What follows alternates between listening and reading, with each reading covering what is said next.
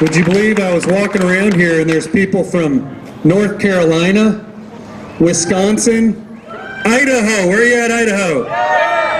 We've got people from Arkansas. We've got people from New York City. Thank you for being here today. Thank you very much. Tennessee! See, South Carolina, Tennessee. I think we might have people from all around the country here. We're going to make a bold stand in the Texas House, and it's going to catch on across America. What do you say?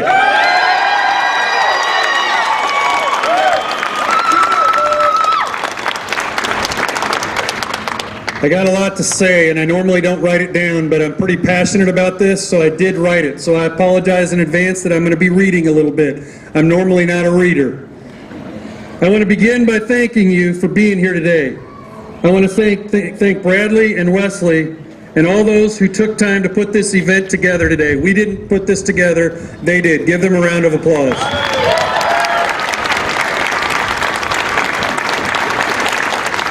Their and your commitment to this issue are evident by your presence here today. There's never been a better time to pursue the abolition of abortion than right now.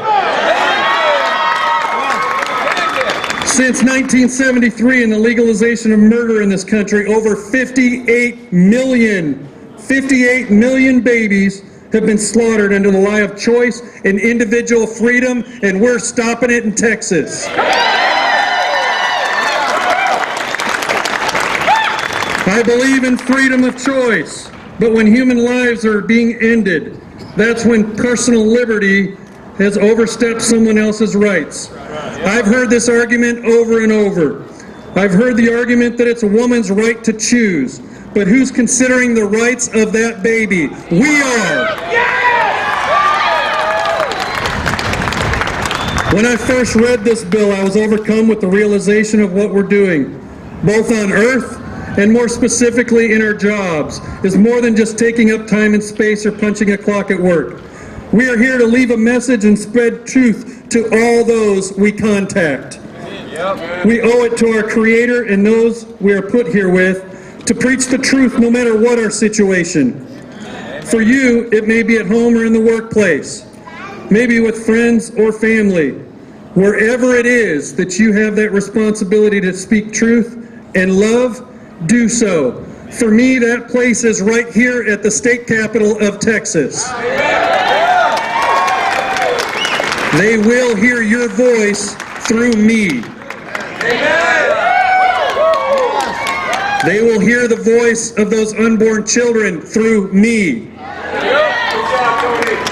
When I joined the military, one of the reasons was a profound sense of duty to protect the country I love and to save lives.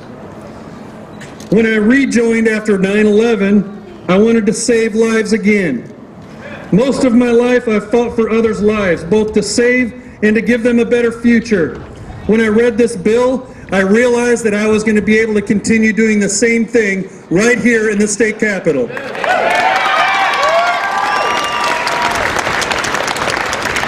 I've heard the voices of those who say this is the wrong time for this bill, that this is asking way too much. We need to push this issue another day. To those people, I have a question. How many murdered babies is too much? 60, 80, 100 million? I say the time is now.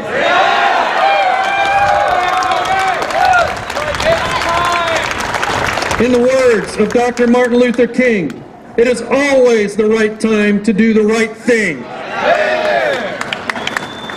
Ending murder is always the right thing to do. That is why I filed this bill, and I will not stop until this stops.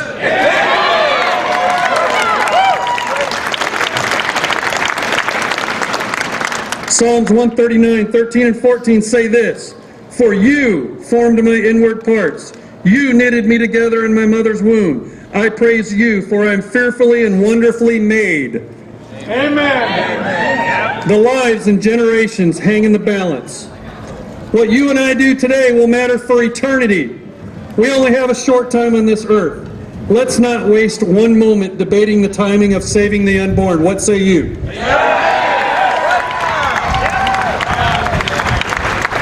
Many of you know that we've had multiple death threats. I'm going to go off script and tell you those death threats only strengthen my family's resolve to stop murders in Texas. I will not bend, I will not fold, I will not pull this bill regardless of what the other side says, does, or threats.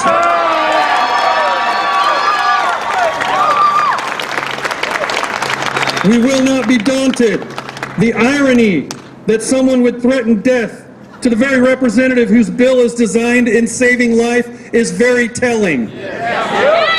In 2014, almost 50,000 babies were murdered in the state of Texas. Nothing can ever be done to replace the countless lives we've lost. But I promise this, I will work every day to pass this bill. I will fight to save every single unborn child that I can.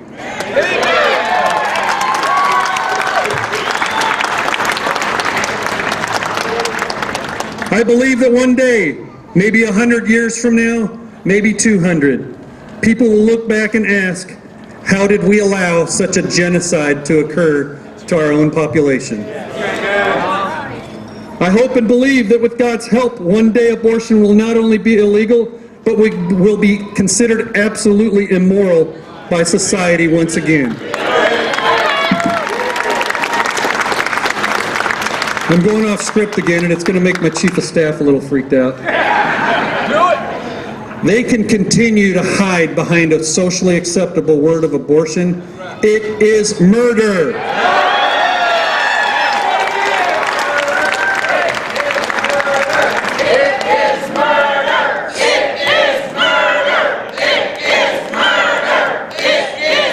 You're right, it is.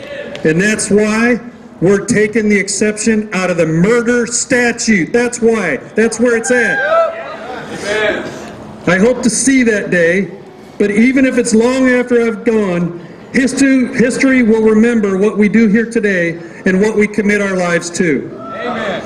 I tell you today, do not grow weary in well-doing. We are on the winning side and we are on the right side. Amen. Truth always wins, and the truth is that God loves the little children, all the children of the world. From the youngest baby in the womb to those already born.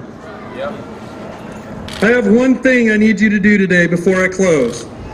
I see a whole bunch of cell phones out there. If you're recording and you want to keep recording, bump your friend next to you. Pull out your phones, everybody. Please pull out your phones right now. I'll give you a minute to pull them out. Byron Cook, State Representative Byron Cook, is the chairman of the State Affairs Committee. This week, House Bill 948 was referred to his committee. We have requested a hearing, and I need you to take down this number and call it on Monday morning. I want you to call Byron's office and ask that he stand for the pro-life principles he claims to hold and give this bill a hearing, and give this bill a hearing soon. His office number is 512-463-0730.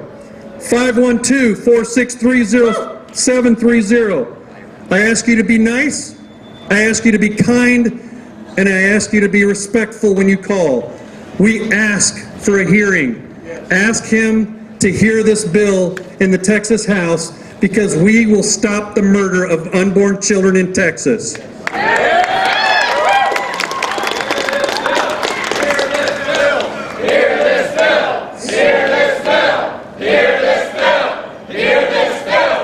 So, of the people here today, when we get a hearing, how many are coming to testify? Yes, sir. How many people out there will testify on this bill? I can't hear you. Texas can't hear you.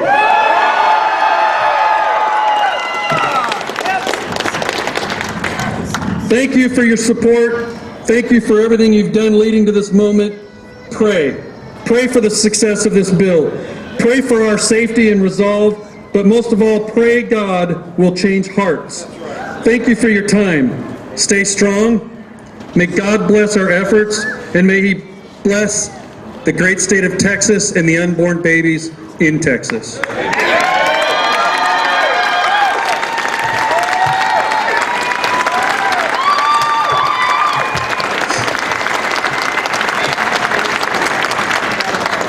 I don't stand alone today in trying really hard to stop the other side from killing unborn children.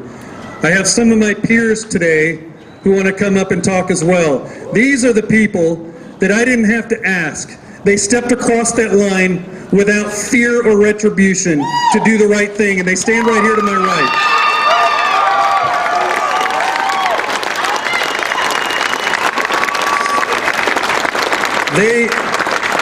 They are courageous, and they will assist us in stopping this atrocity. I'd like to introduce him to you. Representative Kyle Biederman.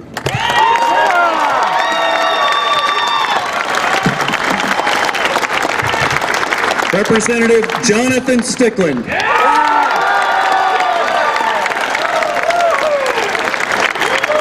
Representative Briscoe Kane.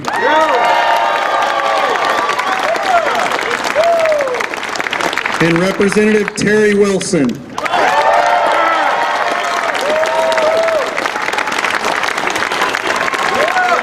Thank you for being here. Thank them for being here. God bless you. We're going to stop this in Texas. And I want, who's coming up first? Kyle Biederman.